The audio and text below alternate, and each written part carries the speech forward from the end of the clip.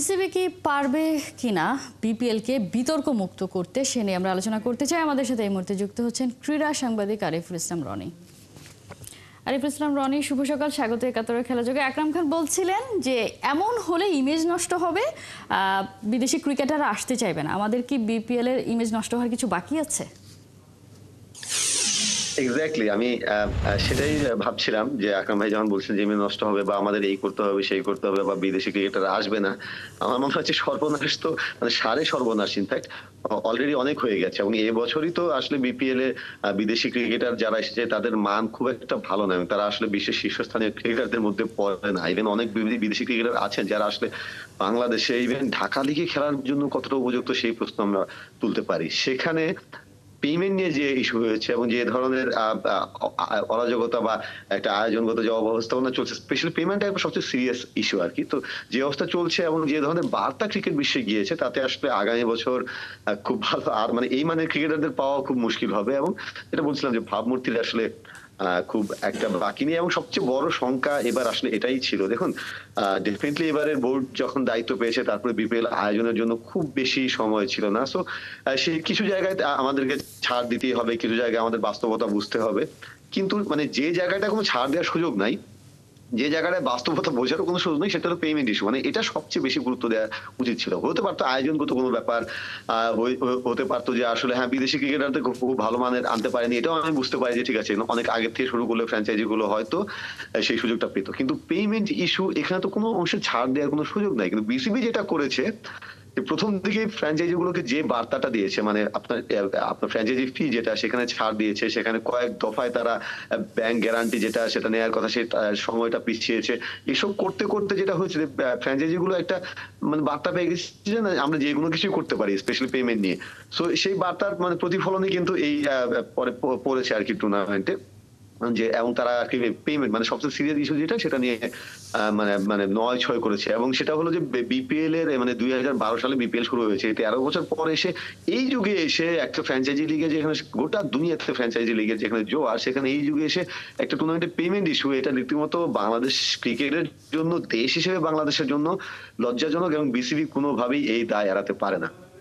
Exactly সেই জায়গাটাই, মানে যারা পেমেন্টের নিশ্চয়তা দিতে পারবে না এমন একটা ফ্র্যাঞ্চাইজিকে কেন আমি আসলে দল দিব, বা সেটা নিশ্চিত না হয়ে কেন বিসিবি আসলে তাদেরকে অ্যালাউ করলো। এবং আমরা তো এটাও আবার শুনতে পেয়েছি যদি তারা ঠিক সময় মতো পরিশোধ না করে টাকা, তাহলে সেই ফ্র্যাঞ্চাইজিকে নিষিদ্ধ করতে পারে বিসিবি। সেই পথে আসলে বিসিবি হাঁটবে কিনা, বা বিসিবির সেই গার্ডস আছে কিনা অ্যাকচুয়ালি আমার মনে হয় না। সেই কাজ যদি থাকতো এই ফ্র্যাঞ্চাইজি গুলো দলই পেত না। দেখুন রাজশাহীর মালিকানা নিয়েও প্রচুর ধোঁয়াশা আছে।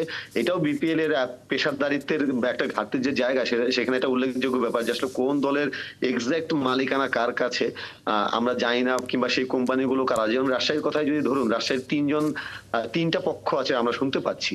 তো সেই তিনটা পক্ষের মধ্যে টানাপোড়েন আছে এবং তারা মানে কেউ একটা হয়তো পেমেন্ট করছে একটা, কেউ হয়তো আরেকটা ব্যাপার দেখছে এবং তাদেরকে প্লেয়াররা পাচ্ছে না, বা কাকে ফোন দিতে হবে বা আমরা কার কার সঙ্গে যোগাযোগ করবো এটাও কিন্তু ক্লিয়ার না। এবং একটা ঠিক আছে আপনি ডে টু ডে অ্যাক্টিভিটি চালানোর জন্য প্র্যাকটিস কিংবা প্রেস কনফারেন্স যারা করছে সেটার জন্য তাদের দায়িত্বপ্রাপ্ত কেউ আছে, মিডিয়া ম্যানেজার বা মিডিয়া বিভাগ আছে। কিন্তু তাদের যে অপারেশন, তাদের সিইও মানে একটা প্রফেশনাল একটা ফ্র্যাঞ্চাইজি যেটা থাকা উচিত, আপনি যেটা সেটা আইপিএল এর কথা বাদই দিলাম, অন্যান্য লিগে পিএসএল বা সিপিএল এই ধরনের লিগে যেরকম থাকে সেরকম কিন্তু নেই।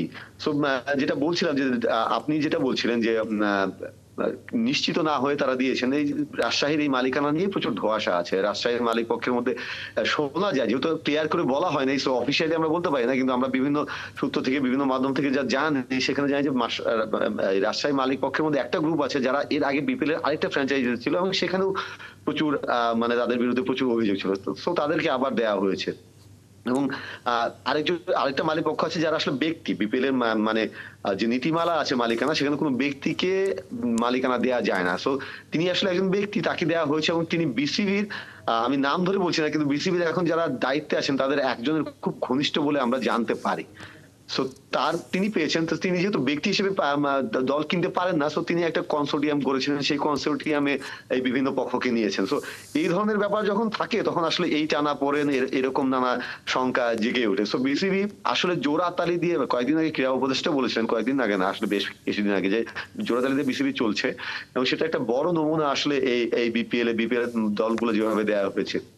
এবং বিভিন্ন দল, এটা রাজশাহীর ব্যাপারটা প্রকাশ্যে এসেছে, প্লেয়াররা আসলে এভাবে অনুশীলন বাতিল করায় বা ম্যাচ খেলবে না এরকম হুমকি দিয়েছে, এইসব ব্যাপারে রাজশাহীর প্লেয়াররা সরাসরি না বললেও ভেতরে আড়াল থেকে আমাদের কি দুইজন বলছে। অন্যান্য দলেও কিন্তু পেমেন্ট ইস্যু আছে, মানে যে পেমেন্টটা পাওয়ার কথা এতদিনে কিন্তু 75% পেয়ে যাওয়ার কথা, মানে টুর্নামেন্ট শুরুর আগে 50%, টুর্নামেন্ট চলার সময় আরো 25% পেয়ে যাওয়ার কথা। 75% কোন দল পেয়েছে বলে, কোন দলের ক্রিকেটার পেয়েছে বলে আমার মনে হয় না। এবং আমি নিশ্চিত করে বলতে পারি আপনাকে আজকে এই শোতে, যে টুর্নামেন্ট শেষে এসব নিয়ে আমাদেরকে অনেক দৌড়ঝাঁপ করতে হবে, আমাদেরকে, মানে আমরা যারা সংবাদকর্মী আছি তাদেরকে অনেক দৌড়ঝাঁপ করতে হবে, কারণ প্রচুর প্লেয়ার ডেফিনেটলি টুর্নামেন্ট শেষে কিন্তু দ্রুততম সময়ের মধ্যে ফুল পেমেন্ট করে দেওয়ার কথা, সেটা যে হবে না এটা আমি নিশ্চিত করে বলতে পারি, যে বেশিরভাগ প্লেয়ার এই ফুল পেমেন্টটা পাবে না এবং অনেক দিন পর্যন্ত তাদেরকে ঝুলিয়ে রাখা হবে। বিদেশি প্লেয়ারদের ক্ষেত্রে যে কি কেলেঙ্কারি হবে এটা ভেবে আমি শঙ্কিত আসলে। নিশ্চয়ই আমরা মঈন আলীর কাছ থেকে শুনছিলাম যে তিনি বলছিলেন কিন্তু বেশ কিছুদিন আগে যে তিনি গেল আসরের পেমেন্ট এখনো পায়নি। সো এগুলো তো আসলে মিডিয়াতে চলে আসবে, যা ঘটবে তা তো রটবে, সেটা তো আসলে আটকানোর কোনো সুযোগ নেই। রাজশাহী তো একে পেমেন্ট ইস্যুতে তারা নিজেদেরকে এরকমভাবে কলুষিত করেছে, তার উপর আসলে কোন কারণ থাকতে পারে যে তারা ক্যাপ্টেন্সিতেও বদল নিয়ে আসলো, যে দলটা আসলে এরকম একটা সিচুয়েশনের মধ্য দিয়ে যাচ্ছে, যে দলের ক্যাপ্টেন পারফর্ম করছে তাকে সরিয়ে দেওয়া হলো এবং যখন জিজ্ঞাসা করা হলো প্রত্যেকেই আসলে বলছেন কেউই জানে না, সবাই সারপ্রাইজড। মানে এমন করার কারণ কি? হ্যাঁ, খুবই খুবই বিস্ময়কর। এবং হলো যে ক্যাপ্টেন যে ম্যাচে সেঞ্চুরি করলেন, দলকে জেতাতে পারেননি এবং শেষ দিকে তিনি আসলে যথেষ্ট ভালো ব্যাটিং করতে পারেননি, মানে শেষ 12 বলে, যখন 18 বলে 36 রান দরকার তখন তিনি 12 বলে 18 রান করেছেন 12 বল খেলে। সো তিনি সেটা করতে পারেননি, ফাইন, কিন্তু তার মানে ক্যাপ্টেন্সিতে পরিবর্তন আনতে হবে, মানে সেঞ্চুরি করার পর ক্যাপ্টেন্সিতে পরিবর্তন, এটা কিন্তু মানে একটা বিরল ব্যাপার। এবং বিপিএল এমনিতে ক্যাপ্টেন্সি পরিবর্তন নতুন কিছু না, এবং স্পেশালি এই ধরনের ফ্র্যাঞ্চাইজি গুলোতে যেগুলো আসলে খুব বড় দল গড়ে না এবং তাদেরকে ঘিরে আগে থেকেই কিছু প্রশ্ন থাকে, তাদের ক্যাপ্টেন্সিতে বদল নতুন কিছু নয়। বিপিএল আমরা এর আগেও দেখেছি, চট্টগ্রাম চ্যালেঞ্জার্স যখন শুরুতে এলো তখন তাদের আসলে 4 জন ক্যাপ্টেন হয়েছে, এরকম আমরা দেখেছি। সো এরকম হয়, কিন্তু যেটা আপনি বলছিলেন এবং যেটা আমরা বললাম, যে সেঞ্চুরির কর এবং ক্যাপ্টেন এখন পর্যন্ত শুধু রাজশাহী দলে নয়, এই টুর্নামেন্টের সর্বোচ্চ স্কোরার, তাকে পরিবর্তন করে দেয় এভাবে, সেটা বিস্ময়কর। আরো বিস্ময়কর হলো তারা যে কারণটা দেখিয়েছেন, তারা বলেছেন যে আবেগে ভেঙে পড়ায়, এনামুল হক বিজয় আবেগে ভেঙে পড়ায়, আগের ম্যাচে দলকে জেতাতে না পেরে আবেগে ভেঙে পড়ায় তাদের মনে হয়েছে যে তিনি আসলে এই ভারটা সইতে পারছেন না, যেটা খুবই বিস্ময়কর। মানে বিপিএল দলের ক্যাপ্টেন্সি করতে গিয়ে কি ভারটা বইতে হয় আমার আসলে বোধগম্য নয়। এবং হলো যে বিজয় কিন্তু বাংলাদেশের ঘরোয়া ক্রিকেটে রেগুলার ক্যাপ্টেন্সি করে থাকেন, বাংলাদেশের ডোমেস্টিক ক্রিকেটে নিয়মিত পারফর্মার, ডোমেস্টিক ক্রিকেটে টপ পারফর্মার এবং স্বীকৃত ক্রিকেটে বাংলাদেশের হাইয়েস্ট সেঞ্চুরিয়ান এখন। তো তার আসলে এই ভার বইতে খুব সমস্যা হওয়ার কথা না। ডেফিনেটলি দল হিসেবে রাজশাহী পারফর্ম করছে না এবং কিন্তু অন্যান্য আরো দলও পারফর্ম করছে না, এবং আমার মনে হয় না রাজশাহীর আসলে দল হিসেবে খুব বড় অ্যাম্বিশন ছিল, সেটা তাদের দল দেখলেই বোঝা যায়, তাদের বিদেশি প্লেয়ার কালেকশন দেখলেই বোঝা যায়। তো তাদের খুব বড় অ্যাম্বিশনও থাকার কথা নয়। তো সেখানে মানে এই ভার বইতে পারছেন না, এটা সাসপিসিয়াস। ক্যাপ্টেন্সি বদলে একটা ফ্র্যাঞ্চাইজি ক্যাপ্টেন্সি বদল করতে পারে, আমার সেটা নিয়ে সমস্যা নেই, কিন্তু যেভাবে বদল করা হয়েছে, যে কারণ দেখানো হয়েছে, সেটা ডেফিনেটলি সেটাই তো আরো আশ্চর্য করেছে প্রত্যেককে, কারণ যার উপর আবার ভার দেওয়া হয়েছে তাকেও তো ভারমুক্ত রাখাটা জরুরি, কারণ তিনিও তো পারফর্মার, তার উপর কেন আসলে এই ভারটা, এমন একটা দলের ভার দেওয়া। এবং যে জন্য প্রেস কনফারেন্সে এসে তাসকিনকে আসলে সেই ঘটনা নিয়ে কথা বলতে, এবং তিনি বলেই বসেন যে চাপ নিতে পারছি, না নিতে পারলে নিশ্চয়ই গলায় দড়ি দিতাম। মানে এই ধরনের কথা মাথায় আসা, বলে ফেলা, সেগুলো কিন্তু আসলে অন্য কিছুই ইঙ্গিত নিশ্চয়ই করে। আরিফুল ইসলাম রনি, আমরা তো বিপিএল শুরুর আগে আমরা সবাই শুনেছিলাম, বলেছিলাম যে এবার বদল আসবে, এবার অন্যরকম বিপিএল হবে। আপনার চোখে এবারের বিপিএলটা আসলে ঠিক কতটা অন্যরকম? বিপিএলটা আসলে কে পরিচালনা করছেন? আমরা ভেবেছিলাম ফারুক আহমেদ এবং নাজমুল আবেদিন ফাহিম, এদের নেতৃত্বে হয়তো বদলটা আসবে, কিন্তু এদেরই আবার দ্বন্দ্ব চারিদিকে প্রকাশ পেয়ে গেছে। আলটিমেটলি বিসিবিতে আসলে কি হচ্ছে?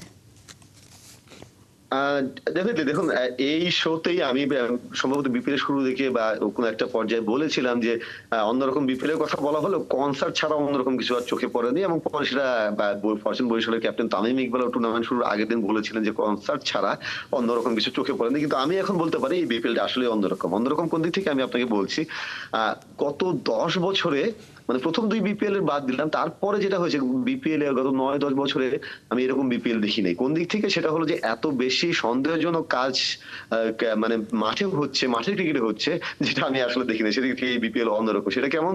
সেটা হলো পিচের বাইরে বল ফেলা হচ্ছে। অনেক ক্ষেত্রে হতে পারে বল হাত থেকে ছুটে যায়, বল শিশির হয়ে যায়, বল হাত থেকে ছুটে যাচ্ছে বোলারদের, এরকম অনেক ঘটনা আছে। কিন্তু এত বেশি বল পিচের বাইরে পড়েছে এবার, এটা আমি আমার জীবনে কোনো টুর্নামেন্টে দেখি নাই যে এত বেশি সংখ্যক বল পিচের বাইরে পড়ছে এবং বল পিচের বাইরে পড়ার জন্য নো বল হচ্ছে। এত বেশি সন্দেহজনক ওয়াইড হচ্ছে, মানে এত বিশাল আকারের ওয়াইড, ব্যাটসম্যানদের দুই পাশেই এত বিশাল আকারের ওয়াইড হচ্ছে, হঠাৎ করে একটা দুটো হতে পারে, কিন্তু এত রেগুলার হচ্ছে সেটা আমি আমার জীবনে দেখিনি। এত ফ্রন্ট ফুট নো বল একটা দুটো হয় এবং সেগুলো নিয়ে পরবর্তীতে দেখা যায় যে সন্দেহ হয় এবং অনেক ক্ষেত্রে সেটা ধরা পড়ে যে সেখানে আসলে স্পট ফিক্সিং বা এই ধরনের কোনো ব্যাপার ছিল। এরকম মানে ফ্রন্ট ফুট নো বল এত বেশি এত লম্বা হচ্ছে, এরকম অনেক ক্ষেত্রে এর আগে আমরা অতীতে দেখেছি। তো এবার সেই জায়গাটা মানে এত বেশি হচ্ছে ফ্রন্ট ফুট নো বল, এত বেশি বাইরে পা ফেলছে এবং স্পিনাররাও এত সন্দেহজনক হচ্ছে, এটা আমি মানে আগে কখনো দেখিনি যে এত বেশি সংখ্যক হচ্ছে। সো এদিক থেকে ডেফিনেটলি এবারের বিপিএল আরিফুল ইসলাম রনি, শুধু যে আপনি দেখেছেন ব্যাপারটা তো সেটা না, গণমাধ্যমে তো আসতেও শুরু করে দিয়েছে। আমরা এর মধ্যে শুনতেও পেরেছি প্রায় 40 জন ক্রিকেটার দেশি বিদেশি মিলিয়ে তারা নজরদারিতে আছে এবং বিসিবি আইসিসি কেও জানিয়েছে এই ব্যাপারে যে স্পট ফিক্সিং এর কিছু একটা তো এখানে চলছে। তার মানে তো আসলে ঘটনা গুরুতর। হ্যাঁ, দেখুন এই ব্যাপারগুলো সরাসরি অভিযোগ করা কঠিন। আমি জাস্ট বলছি যে ঘটনাগুলো কি ঘটছে। এবং 40 জন না, আমি 40 জন হলে সংখ্যাটা মাত্র 40 জন হলে আমি খুবই অবাক হবো। কারণ এবার যে মাত্রায় আমি এই ব্যাপারগুলো দেখছি, যেটা বললাম যে আমি আসলে বিপিএল এ কেন কোন টুর্নামেন্টে আগে কখনো এরকম দেখি নাই। দেখুন বিপিএল এ এবার প্রতি ম্যাচেই প্রচুর দর্শক হচ্ছে গ্যালারিতে, যেটা ডেফিনেটলি পজিটিভ ব্যাপার। এবং সেখানে এই টুর্নামেন্ট শুরুর আগে যে হাইপ তোলা হয়েছে, যে কনসার্ট গুলো হয়েছে, সেগুলো একটা বড় ভূমিকা আছে। সেটা নিয়ে আমি সেটা নিয়ে কোনো প্রশ্নের অবকাশ নেই। কিন্তু ক্রিকেটীয় মান খুবই পোর, মানে এত বাজে ক্রিকেটীয় মান। দেখুন রান হচ্ছে মানে হয়তো খুব ক্লোজ কিছু ম্যাচও হয়েছে, কিন্তু রান হওয়া ক্লোজ ম্যাচ হয় কিন্তু ক্রিকেটের মান তুলে ধরে না।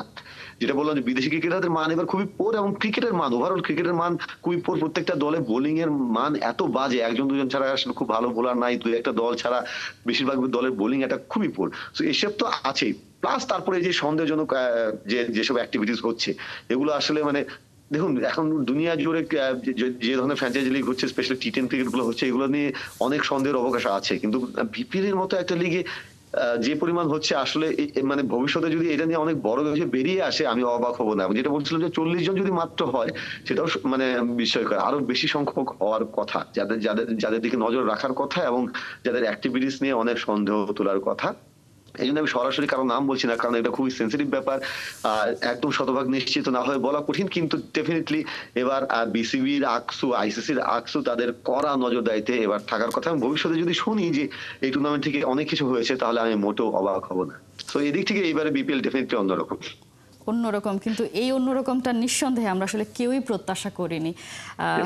দেখা যাক, আপনি যেটা আসলে গেস করছেন সেটা হলে খুবই ভয়াবহ একটা ব্যাপার হবে এবং বাংলাদেশের ক্রিকেটকে মানুষজন আসলে এমনিতেই তো আসলে আমাদের ক্রিকেট এগোচ্ছে না, আরও অনেকখানি পিছিয়ে যাবে। দেখা যাক আসলে ফাইনালি কি হয়। আমরা নিশ্চয়ই সেসব নিয়ে আলোচনা করব। বিপিএলের যে বাকি অংশটা আছে সেটা ভালোভাবে রান করুক, সেই প্রত্যাশাটাও রাখতে চাই। আরিফুল ইসলাম রনি, অসংখ্য ধন্যবাদ এতক্ষণ আমাদেরকে সময় দেওয়ার জন্য। দর্শক, আমরা বিপিএল নিয়ে আলোচনা করছিলাম। আমাদের সাথে আলোচনায় এতক্ষণ যুক্ত ছিলেন ক্রীড়া সাংবাদিক আরিফুল ইসলাম রনি।